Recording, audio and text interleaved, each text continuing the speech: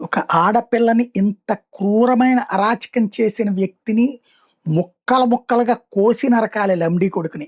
తాజాగా మాచర్ల దగ్గర జరిగిన ఒంటరిగా ఉంటున్న మహిళ కాళ్ళు చేతులు కట్టేసి నోట్లో గుడ్డలు కుక్కి అత్యాచారానికి పాల్పడిన దుర్మార్గుడు ఆమె మీద అత్యంత పాశవికంగా ప్రవర్తించిన ఉదంతం ఇది.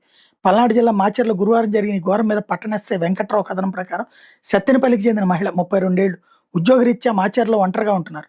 భర్తకు దూరంగా ఉంటున్న ఆమె తన అక్క కుమారుడిని దత్తత తీసుకున్నారు. గుడ్ ఫ్రైడే సందర్భంగా సత్తెనపల్లికి వెళ్లేందుకు సిద్ధమవుతుండగా గుర్తు తెలియని వ్యక్తి తలుపు కొట్టాడు.